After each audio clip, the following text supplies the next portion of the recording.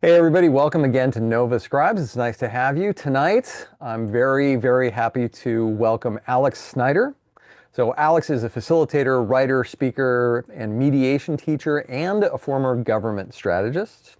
A little bit about Alex, his work blends mindfulness and the beautiful and sometimes frustrating act of being human together to help people slow down and find meaning amidst the challenges of work and life.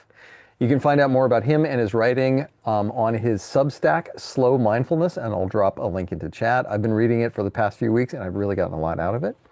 And with that, Alex, welcome. Over to you. Nice to hear from you. Hi. Thanks for that warm introduction. Oh goodness, now I'm looking at my face. You don't love that. Oh, let me get rid of that for you if that Let bugs me you. see how There I we go. can fix that. Okay, perfect. Love it. Thanks. I think what Ryan was just trying to do is spotlight me, and I'm sure you all know how to pin me if you need to do that on your own.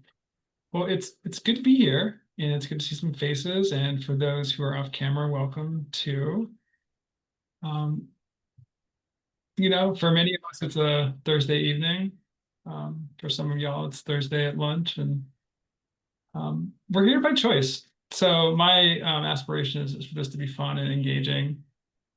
It's a topic I'm super excited about, and I hope you will be too at the end. So I'm just going to share my screen real quick, and just so to have the kind of the name there.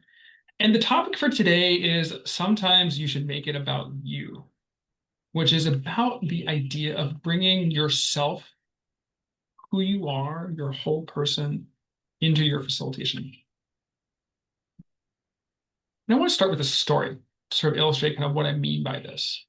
So I have a mindfulness group that I facilitate every Sunday. Been doing it for about 3 years now. Sounds like almost as long as you guys have been doing Nova Scribes, which by the way, congratulations. Sustaining something like this virtually is not easy. It takes a lot of work and effort. And I feel that coming from you, Brian and Casey, so thank you.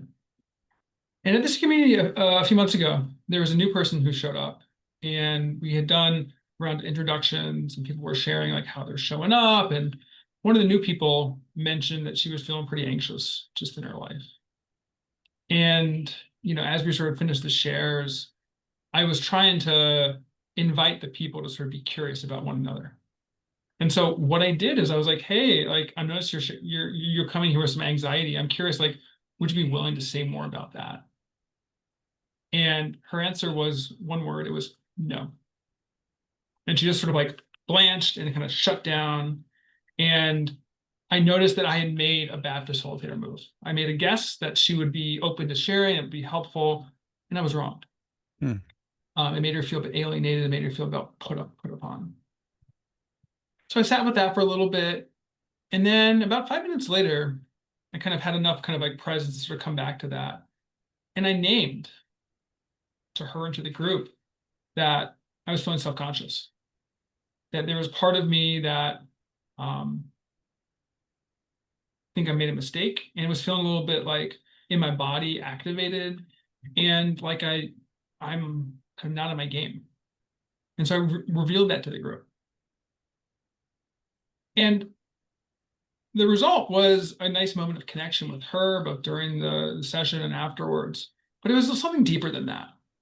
It's a mindfulness group. It's about being aware of what's happening and kind of being present with that feeling in the moment versus like in our heads, in our minds. And I think that was an important move to do to sort of name what's coming up for me, because so often we think the teaching comes from our head when we're facilitating. Our job is to sort of direct things, we're to control. I think sometimes it has to come from our hearts and our bodies too.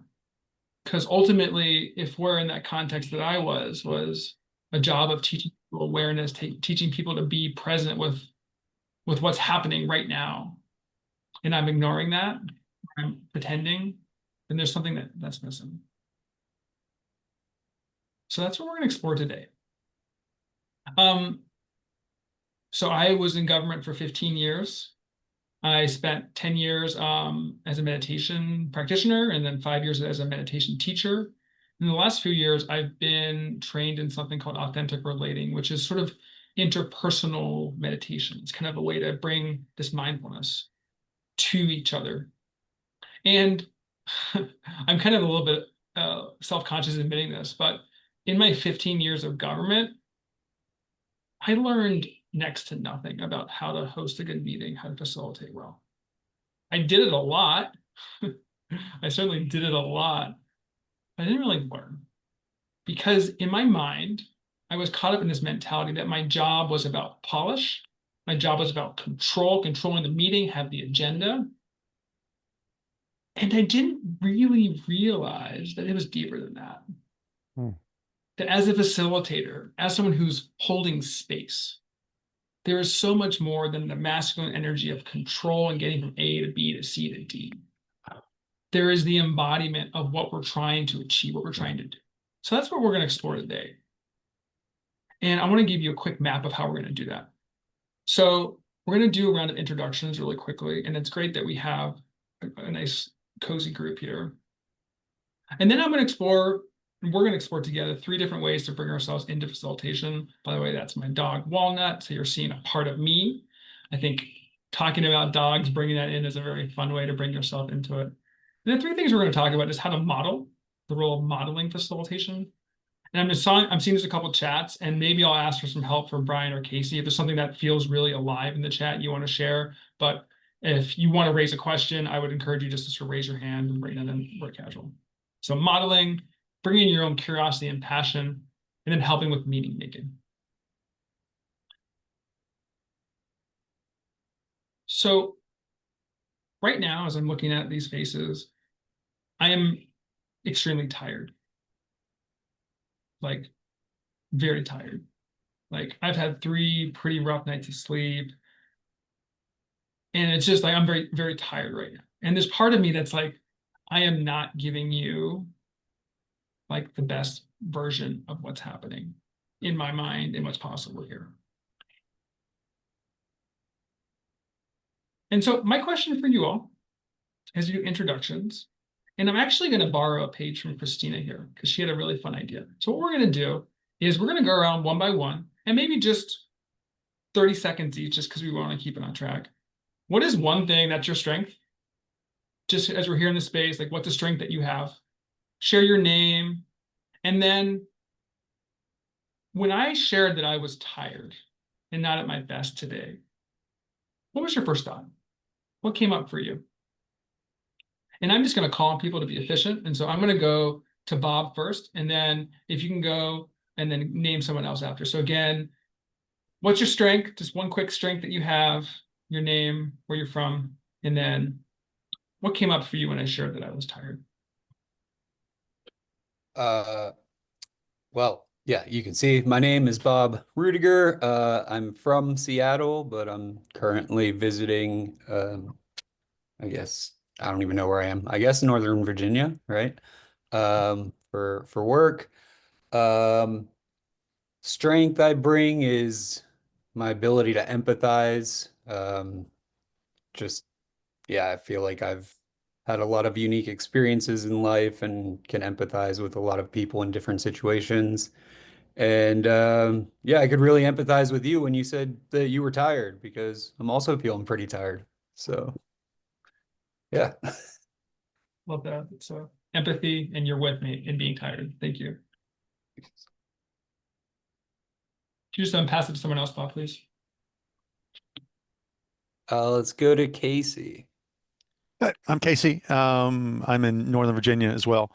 Uh, Strength, positive, showing up and being positive. That's one of the strengths I bring. And what came to mind when Alex said he was tired, felt more connected because we've all been there. No, I've been there beforehand. Oh, and I'll pass it off to, let's go to Amy. I'll pass off to Amy. I'll bounce down to Amy. Hi, I'm Amy Shelton, and it feels weird to not be in Northern Virginia. I spent the last 22 years in Reston in Fairfax County, but now I am in Fauquier County. Yeah. So I'm in the country. My strength is curiosity. And what came to mind when Alex said he was tired was I was like, oh, I was wondering if you were going to tell us more, like why you were tired, why, and if there was anything else. So I have Christina next on my screen. So I'm Christina, and I've now gone and thrown my notes somewhere. And I guess my strength is curiosity as well. And I get absolutely amused by small things. The inside of a box can be absolutely amazing some days. And I live in a place called Titahi Bay, which is in the North Island of New Zealand, and hardly anything grows here. We have these huge blustery winds, and I love the sound of the waves crashing against the rocks. When I was thinking about you saying you were tired, Alex, I was thinking that I thought that maybe you'd had a hard week because we're coming down to the end of the week. I'm actually Friday lunchtime, so I'm a little bit ahead of you. But yes, I was wondering about how your week had been. And I will hand off to Brian. Let me, I'm actually going to kick it to Karen, if that's okay. I just want to make sure that we get the folks who are, Okay, I participating didn't see first. that one. Karen, do you want to Yes. go ahead and then I'll clean up? Okay, was that a football you kicked? Yeah, a little bit. Okay. So I'm Karen and I still have a cold. One of my strengths is resilience. I from a Baltimore burb, and when Alex said he was tired, I thought, well, I just dragged myself out of a 20-minute nap. So I'm with you, Alex, but energy can come back. Okay. And I was also doing a body scan. I'm like a 20-year meditator, a bit lapse, but yeah, I was doing a body scan. Okay. And I think I see Joanne. Joanne, do you want to get in on this? If so, all you got to do is go off mute. And there's a prompt in chat. Name, strength, where you're from. What came to mind when Alex said he was tired? Hi, good evening, everyone. I'm Joanne. I'm in Pennsylvania. One of my strengths is I'm very organized. And what came to my mind when Alex said he was tired, I honestly I was like, me too. It's like I had a really rough week, and I'm just like just had enough of everything. Like I feel tired too. That's how I felt. Like, wow, me too. Thanks, Joanne. Alex, I think that's Yes. everybody. What about you, Brian? Yeah, I was worried you'd remember me. So, okay, my name is Brian. My strength is I like to think I'm a pretty good process facilitator. I'm also in Northern Virginia. I'm in Herndon. And Alex, I'm going to be, you modeled vulnerability and honesty. I'm going to reflect it back at you. When you said you were tired, I was like, oh boy, let's see where this goes. Because, as a facilitator, I'm pretty tuned into mood contagion. And regardless of what I'm bringing into the space, it's like, okay, if I need to like ramp up my own energy, if I need to put the lampshade on, if I need to dial it up a little bit, regardless of what I'm feeling, just for the sake of my group, I'm going to do that, right? And so I thought about that. And then I thought about, well, where do I get my energy? And then I thought about, well, am I really tired? Because I've been working with Bob for the last 2 days and he's a little exhausting. So yeah, I had a lot of things that went through my head and I'm like, gosh, mostly it was like, where is this going? Bob, you're great. I'm most teasing. It was a lot of fun working with you. Bob actually co-facilitated with me. He was awesome. Well, for sharing, and thanks for bringing your curiosity and facilitation and your positivity and the good vibes and organization here to the space and to the communities that you work with. So revealing something about ourselves when we're facilitating, it has an impact. It sounds like for most of you all, at least the first thing that came to mind, or at least the thing that you were willing to share was, or you chose to share, rather, was sort of empathy, common humanity, sense of like, oh yeah, I've been there too. And I want to start with that one, because that's an option that we have, sharing the vulnerability, the fact that I'm not showing up perfectly. It's not just a like, oh goodness, I'm like showing my weakness. I'm showing that I'm like y'all. And I want to come back to what Brian said in a second, but I just wanted to start with this point, which is probably the number one thing that I've learned about facilitating, about being with groups, being with friends, being with family, is I got notes. I've got notes in my computer preparation. I got slides. It's maybe 10% of this. 90%, making up numbers here, is about this, how I am with you right now. And I imagine that all of you can think back to facilitators or leaders who have been in a meeting and they've said many of the right things, but they've done it in a way that was not there, that wasn't consistent. Their presence, the way that they were showing up. And in my experience, the number one way that has come out is a lack of vulnerability. A lack of being willing to say, yeah, like, I'm not sure about this. And so I think in terms of this idea of like bringing our full selves, like this is an option. Facilitating is hard. Do I need to tell us that any of y'all? I don't think so. And when you're showing up tired and when you're stressed, and who among us has not been stressed before, after, during a facilitation, it's a lot of strain and it's a lot to handle alone. And the reason I want to offer this idea of like revealing yourself as like the topic of today is because of this simple truth. If it's in the room, it's in the room. If you're tired, people are going to know you're tired. If you're anxious and self-conscious, people are going to know you're anxious and self-conscious. The reason I know this is because I've tried to pretend I'm not anxious and self-conscious by speeding up, by trying to pretend I know more than I think I know, and it doesn't work. And so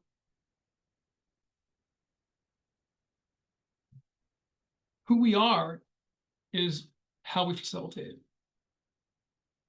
And there's a skillfulness about how we bring our full self to this. And I want to go into a little bit of conversation after this. But I want to say specifically, I forget who brought this up, was wondering like if I was going to say more about why I was tired. And there was actually a pause that I had in my mind, that sort of decision tree of like, do I share more? And I could have been like, yeah, I'm going through a breakup and it's been like pretty hard few weeks, and like, you know, the periods of good times and bad times and like frenetic energy to sort of try to distract myself. And I considered going into that, but I made a choice to sort of keep it simple.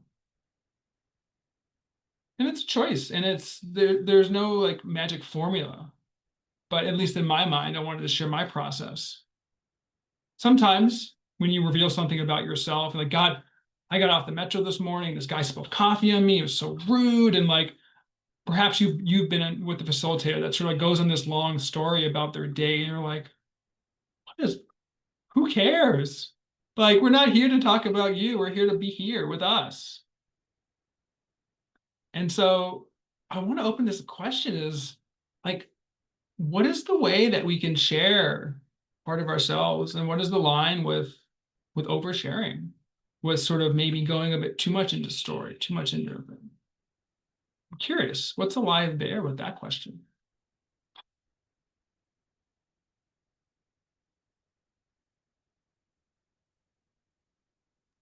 I see a smile from Amy. Curious. Yeah, it's something I always worry that I do. I say I'm better in writing. I edit myself in writing. And I also can be a nervous talker. So I do worry that I overshare, dominate too much, all that. Yeah, so this quality of kind of, you know, the nervous talker, sort of, I'm hearing from that is kind of when there's some nerves, you maybe go towards more sharing, and there's an awareness of that, and so you're conscious about that. Is that right? Yeah. And what's that like for you when you're facilitating, to have this sort of like in your mind? Well, I'm actually just starting this journey, and it's one of the things that I would love to like have more confidence in as I started, taking steps in this career. Yeah. So kind of, I love that kind of humility of like, you're just starting and getting a sense of that. Thanks for sharing, Andy. What else is alive here?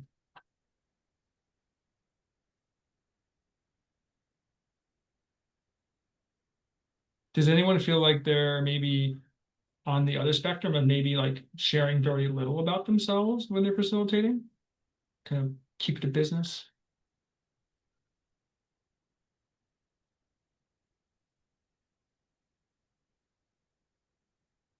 Can I call on somebody?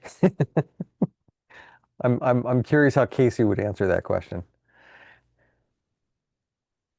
So how do I show up myself? I That's a great question. I was actually thinking about that. I'm like, I'm not a straight to business guy. I think levity is important to move teams. If you can get them laughing, they'll agree with you, or they'll agree with themselves and bring some levity in. Um, I tend to be straightforward and state where I'm at, what I'm saying. Yeah, and I'll let them know. For example, like Alex did. Hey, last night was a little rough for me. Uh, how are you guys doing? Right. So I think that's kind of where I'm coming from. Hopefully that makes sense, Alex, what I'm saying. Yeah, I'm curious why. What's your why there? You kind Oh, of talked about bringing some levity. I'm curious if you can expand on that a little bit. um, yeah, I think it comes down to John Cleese, right? I think one of the greatest comedians of all time. You know, if you get people to laugh with you, they'll agree with you. And when people are, um, uh, like one of my favorite things to do group is I'll tell a really bad dad joke and there's always moaning. Then I'll say, does someone have anything worse? And then it starts going downhill after that, right? So in those moments where I don't say shakes things up, but when it does, it changes the energy inside the room. And with that change in energy is, I think, the change in where the team's going. You're bonding that group even more. Laughter is a great way to bond groups. So the why there for me is, if I show up with someone who I'm not, then how can I expect them to show up as something different? Love that. There's a couple of threads in there I really want to pull out, Casey. I mean, first you talked about sort of like bringing in the levity and sort of bringing that sort of like different perspective. And I also kind of see that a little bit as like a modeling, kind of a little bit like the dad joke, not taking yourself too seriously. There's that. And then there's also kind of like the bonding, sort of modeling to the group that you're not just going to show up and like get down to business, but kind of this like relational presence. Is that right? I think the presence is there, right? Because as a facilitator, the energy in the room is never going to raise any higher than you. That's the way I think about it. So if you can show up with a high energy, and in some ways you're pulling them along with you. It's almost like a bike. And Brown appreciate this drafting on a bike, right? You're kind of setting that drafting path for them with the high energy, and you're allowing them to go through it easier by maintaining that high energy state. And like all of us know, your energy goes like this in the day, so you got to keep bringing it up. Yeah. So some ways modeling the energy they need to get through this. All of that. Yeah, modeling the energy. And I want to pause for a second to see if there's anyone else that wants to share in this, because I did, it was a nice segue to the next topic, but I wanted to make sure that anyone who wanted to get in has a chance before we do that.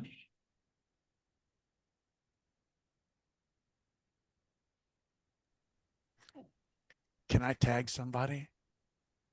Sure. And just sort of like, I want to just kind of like zoom out for a second, noticing what Brian did to you and what you're planning on doing now, this sort of like facilitator move that we're going to get to next, which is showing curiosity for what's happening in someone's experience, which is like a very, very pro. So Amy kind of has a devious smile, and I'm wondering what's behind that. I'm sensing a sense of play there, and I'm curious what's behind that. Oh no, just this idea about like I'm feeling my age. My birthday's in less than 2 weeks, and I used to say it fairly flippantly that aging isn't for the faint of heart, and I don't say it so flippantly any longer.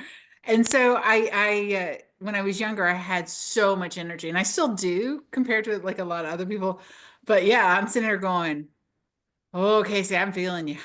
Like, and I think Alex, you even started with this idea that like it costs a lot. It does, to me, it costs a lot of energy to be leading a group. So that's sort of like where I'm going with Yeah. responding to what you're saying. Well, Amy, and actually, I kind of want to. This is a little bit of a segue I hadn't planned on, but it's actually a really important point, and I want to like spend a few moments on this. So, connecting what you said, Amy, about sort of the difficulty of this work, and what Casey said about kind of like the energy of the room can't go above the energy of the facilitator.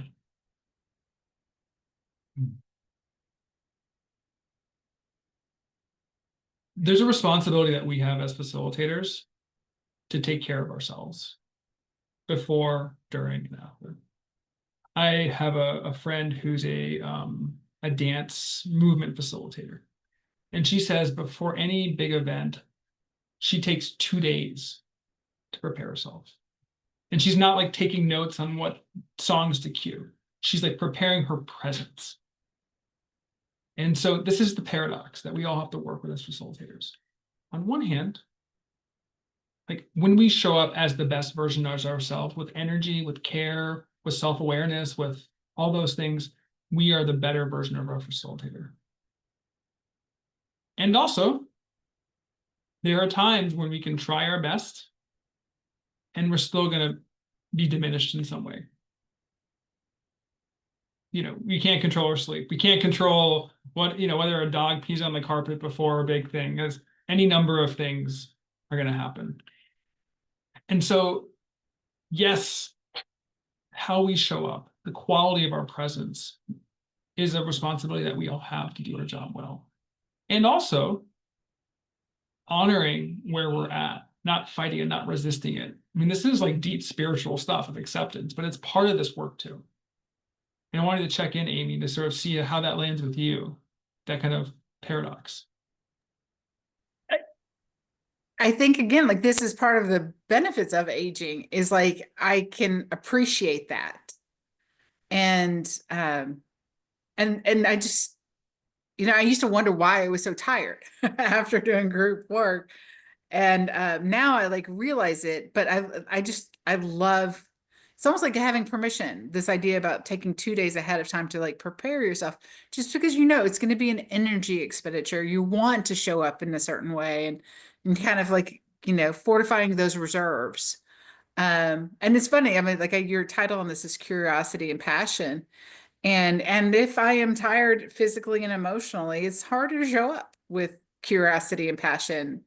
And again, I think it's one of my strengths, but even that, like, I don't know, it's nice to recognize that it's not an infinite well, even if it is your strength. It's not an infinite well, even if it is your strength. Yeah, I noticed when you said that, I really felt connected to you. This idea of like, it's your strength, and also we can't be all the things all the time. Thank you for leading into my first point here.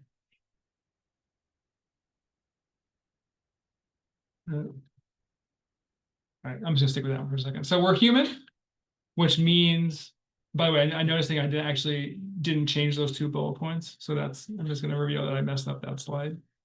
We're human, which means we get tired, we get frustrated, we get annoyed by some participants who dominate the space. We are imperfect, and we also bring our strengths. And when we deny sort of the vulnerability, what my experience is, we also deny some of our positive side.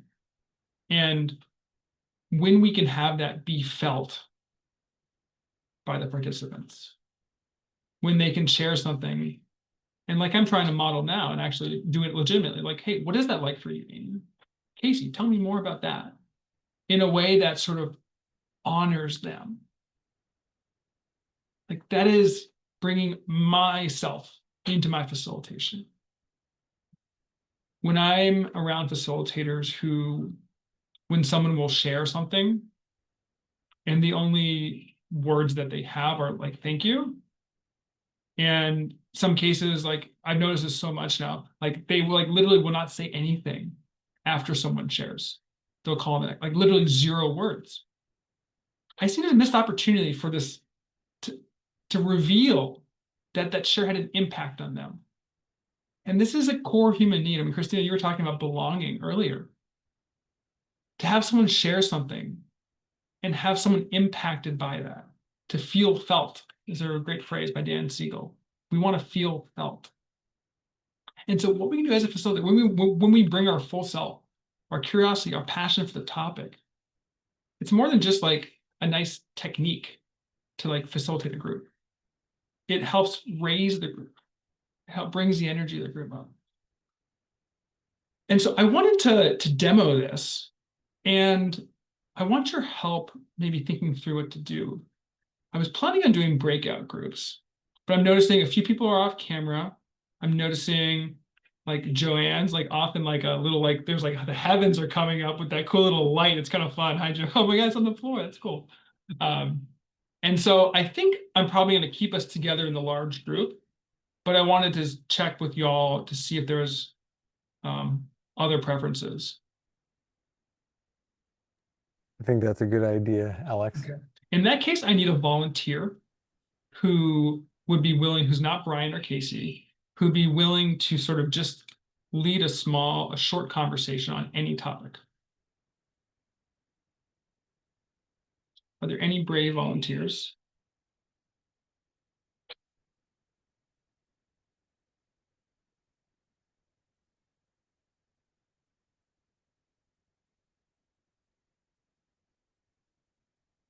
All right, then Brian, I'm going to call on you. I'm picking you then.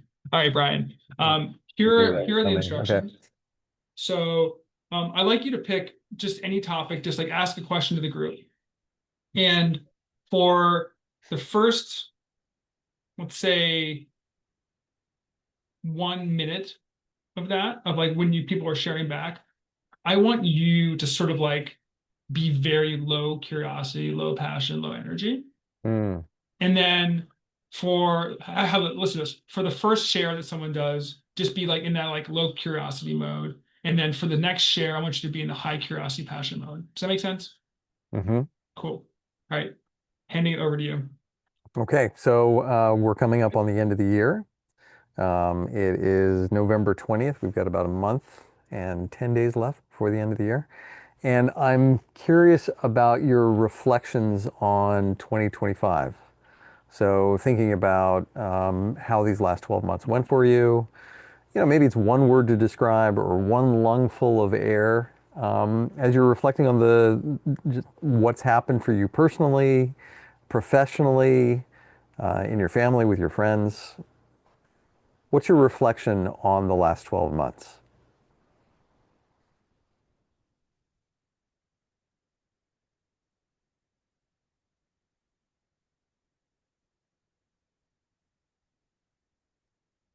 Transition. Next.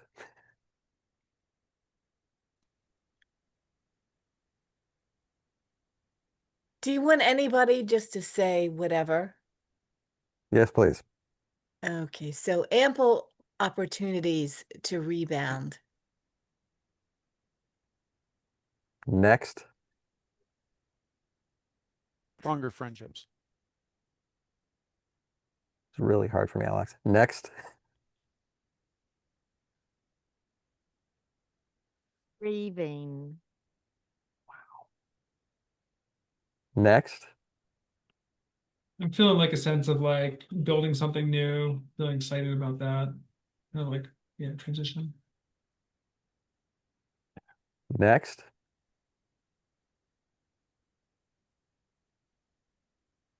All right, now give us some curiosity now. Right? Holy cow, that was hard for me. All right. All right, well, let's rewind a little bit. Let me think about it. So Casey, you said stronger friendships. Could you tell me more about stronger friendships? No, I've been hanging out with you more. Hey, Yeah, it's good. That's hanging out with you. As a friend of mine, I've hung around with a little bit more. Retired helicopter pilot, reminds me of my dad a little bit, so I can hang around with him more. There's a guy I've been mentoring for about 2 years who's now turned into my mentor. So yeah, so I'm feeling like it's been a year of growth in friendships for me. I love it. Thank you so much. Karen, you said ample opportunities to rebound. I'm wondering, rebounding from what? Rebounding to what? Yeah, I'm wondering that also. I think everybody is looking at how to pivot in the changing environment of, work and life. And in addition to that, has some health issues that I am in the process of completing the rebound. So those are a couple things that I've been given the opportunity for. Thank you so And much for opening up. Ian, and And same. thank you, Brian, for being our little guinea pig there. So what I asked Brian to do was just sort of like, just to kind of like in like a funny way, just what it feels like to sort of be on the receiving end of a facilitator that just is like transactional versus one that's more relational, that's more bringing their own curiosity. And so I'm curious, Amy, what was it like for you, like in your body, in your mind, when you shared something and Brian was just like, next. Okay, so because you prepped us, I was like, oh, look, I like got it over with. But had Perfect. you not, I would have felt really awkward. I would have been like, oh, wow, he doesn't like me. He wishes I wasn't in his group. So a sense of like not feeling belonging, not feeling like you matter. Yeah. And it's interesting you say like didn't prep. What came to mind when you shared that was sort of like the low expectations I've had for many leaders I've worked with. Like, oh, they're not going to really care about me. And it's kind of a sad parallel there. Yeah. What about maybe Karen for you when you sort of like had a follow-up question? How did that feel for you? Well, I didn't hear what you said when you had a follow-up question. Yeah, when Oh, like the second yeah, yeah, iteration. yeah. Yeah, so I mean the first one was okay, I opened up a little bit and nothing. Um, so there was like lack of connection. And then the second one, uh, again, it was kind of a feeling felt where the first one wasn't. And so then, you're not going to tend to open up more with the first iteration because there was no acknowledgement or connection. Yeah, I love that. I think that's a really, I mean, if we accept that part of our role as a facilitator is to draw things out, to kind of zoom into topics, to build on the themes. And I love what you shared, Karen, of how like that relational component of showing someone that you're curious about them is going to make you want to participate more, to share more of yourself. And so it's an interesting blend of like the modeling and also the curiosity. Yeah, you're kind of worse off in the first one, because you opened up and there was no acknowledgement. It was like, ah. Yeah, I really feel that. And what comes to mind for me hearing that, Karen, is sort of this like I was going to use the word performative. It's a bit of a judgmental word, but sort of the icebreakers that feel like tack-ons. To like, has anyone experienced these before? Like you're in some like offside and someone's like, all right, we're gonna do an icebreaker. Everyone share like their favorite ice cream flavor. And then it goes on to like the transactional. Anyone had that experience before when there's kind of like just a bit of a nod from Amy? Yeah, there's a little bit of this like, yeah, I'll tell you my favorite ice cream flavor is mint chocolate chip, which by the way is the only right choice to answer that question. And then like, why bother? And it's because like there's no, it feels very transactional. It's not like you're not in it. You're not showing your curiosity and passion. Curious, anything else alive here, this topic? It was really hard, Alex. to Yeah. keep it transactional, I think, just Oh. check the box. I mean, yeah, that was really difficult. Yeah. And I think what's rich in that one is the story I have about you, Brian, is that for you, bringing the curiosity and bringing the passion, it's not depleting your energy. hmm It's actually adding to it. Is that right? hmm Yeah, I think it is. I think it is. I mean, people are infinitely fascinating, right? I do like talking next to, I actually, so there's that whole thing about the trope about sitting next to somebody on a plane, how, people just want to zone out. I don't want to talk to the guy next to me. I want to listen to the guy next to me, right? And I mean, that's the mode that I like to be in. I mean, I was just working with Bob today, doing something fascinating, absolutely fascinating that I had absolutely no background in, right? But to hear experts talk about things that they were, expert in, and passionate about. I mean, to me, that's the breakfast of champions right there. And I'd like everyone just an invitation just to notice like how it felt in your body when you heard Brian speak right there. Like this energy, this conviction, like I don't even know what the heck you and Bob were talking about, and I'm fascinated by it. And I want to know. And that is the gift that we can give as facilitators to sort of re-excite people about their lives. As a meditation teacher, I think the most important role that I can play is to remind people that they are fascinating. Their bodies, their breath, their shares. It's so easy for us to think that our work doesn't matter, that we don't matter. And like that role that we can play as a facilitator to dignify others is such a powerful role. And curiosity and passion that we're bringing as part of us to them is powerful. All right. Third thing, I'm just noticing the time here. We're kind of coming a little bit close to the top of the hour. So these days, AI can do summaries.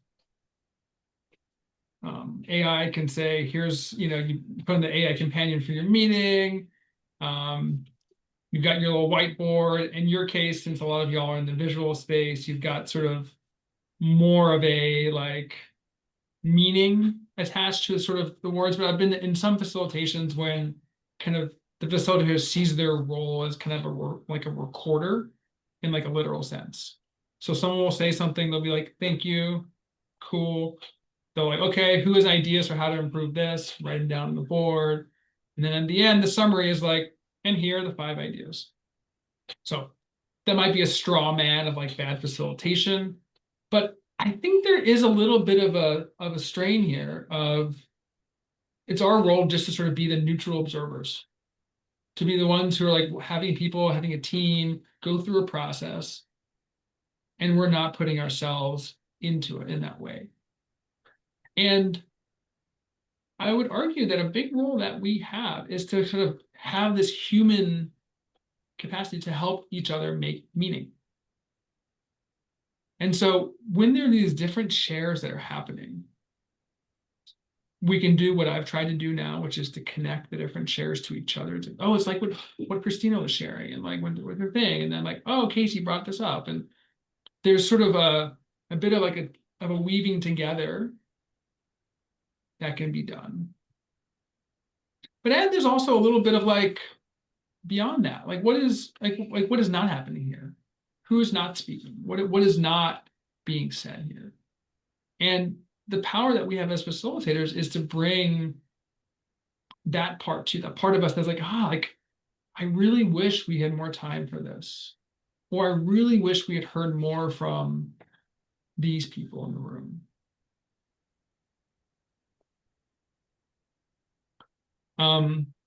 Since Brian's the only one I know here, I feel like I'm feeling a little bit like I wish I could pick on someone else. But he told me a story which I think is really useful in this context.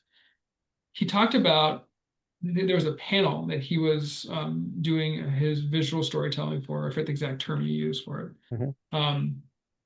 And you talked about your role in making a point that wasn't made by them. It was sort of like you clarified something, you kind of brought these things together in a way that like actually landed with people on the board. And so like you kind of like recorded what wasn't actually said. Yeah, Is that right, yeah. Brian? I can't say that that's terribly ethical as a graphic recorder, but I did it anyway. So yeah. Yeah, and I think this is where like this topic is about meaning making, and our job as a facilitator, again, there's one end of the spectrum where our job is basically just like a train conductor or train, you said this, you said that, Jenny said this, what do you think, Bob? Okay, cool, great, goodbye. And there's the other end of the spectrum where you're totally like manipulating the process and the system and injecting your opinion, incessantly. And then there's this middle ground. And, we all have to develop our own sense of, where to be more on the side of like the allowing, and this is the energy of the group, and just stay with that. And maybe a little bit more like, I'm noticing that like people are sharing things and it's kind of disconnected. And is this what you mean by that? Are you trying to connect it to this thing? To bring in a little bit more of this larger context, to kind of give some direction to this. And I would argue that a big part of this is bringing ourselves into it. Noticing where we feel a little bit like, I'm missing something. Noticing where you're like, I really got that idea. Like, I really felt you when you shared that. Those sort of things. There's a lot of me talking. I'm curious, like, what's alive for this topic? It's the Yeah, Karen. No, I didn't hear what you said. What's the what for this topic? Oh, yeah, like what comes up for you as I share this?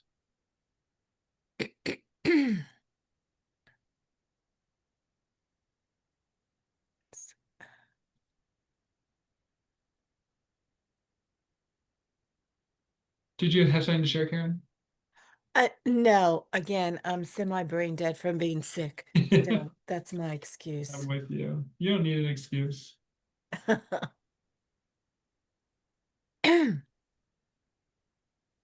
I think what's coming up for me is that it's okay to be generative in the space where, as facilitators often that's not our job, but it's to like hold the container for others. That, it is okay to say, okay, well, here's how this is impacting me, or here's what's coming up for me.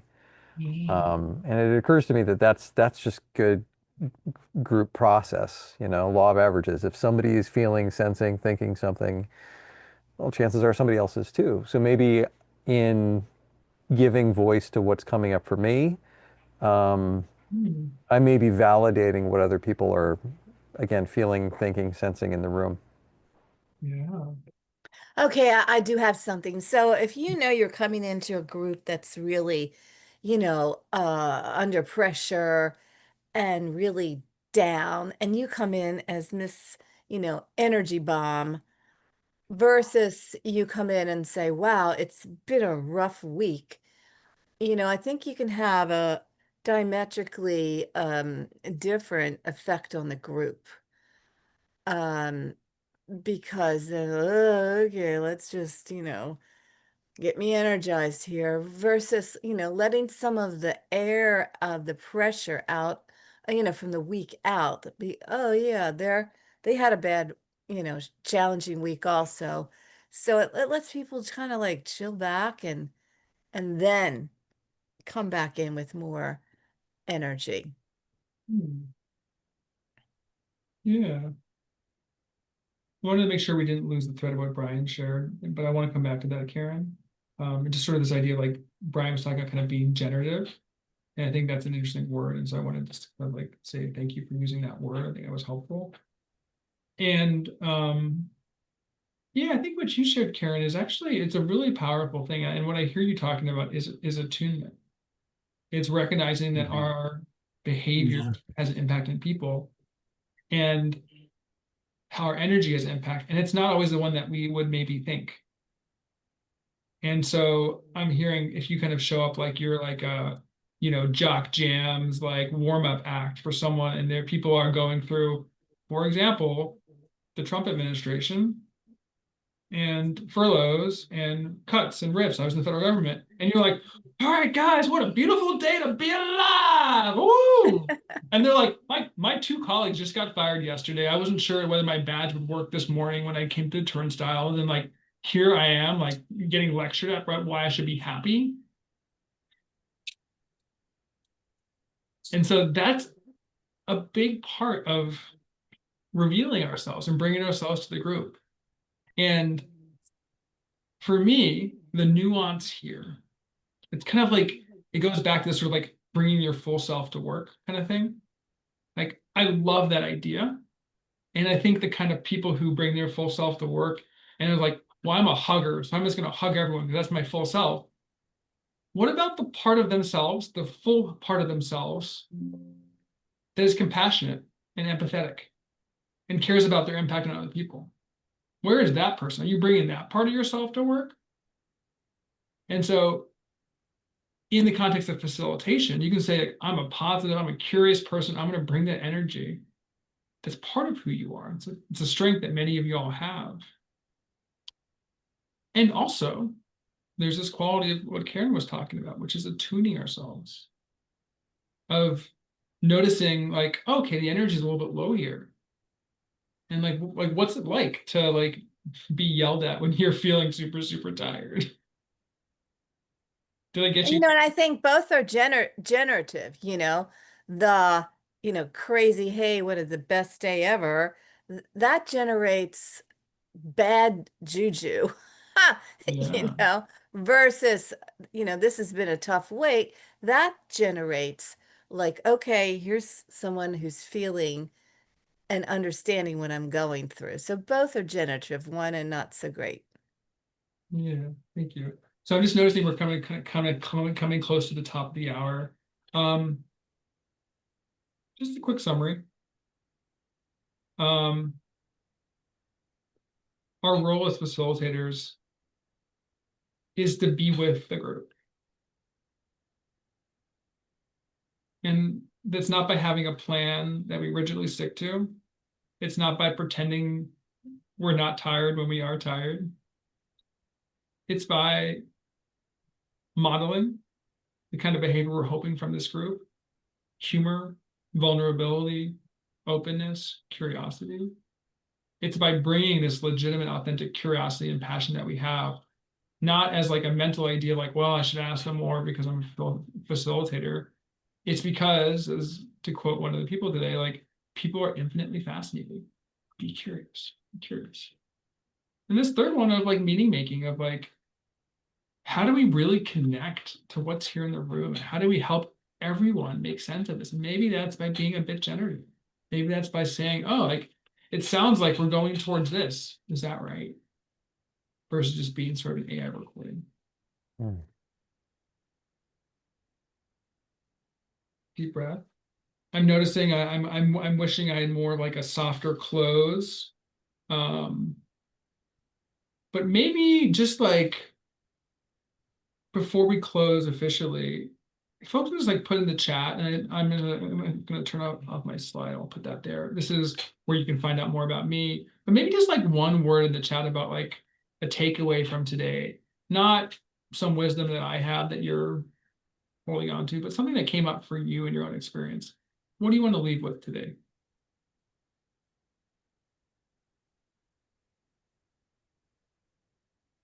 So, just in the chat. Share. I'm just noticing that Brian put the link to donate for this, and then he also generously shared my contact information. For folks who want to stay in touch, please do. I'm also going to put in my LinkedIn if that's a way that people like connecting in this world. And I'll read what's in chat just for the recording. So, be with the group. Projecting perfection is not always perfect. Being genuine is. We're truly together in the room. We really share our energy, not just our ideas. And I'll add, love your inner sloth. Well, that's a pretty good drawing, Brian. Did you just do that? Yeah, just now. Love that. Oh, look at Casey. All right. Well, Alex, I'm going to go ahead and turn off the recording, but thank you so much for being here. Stick around for a little bit. And before I hit stop on the recording, let's give Alex a big Nova Scribes. Thank you. Yay. Thank you so much, Alex. That was awesome.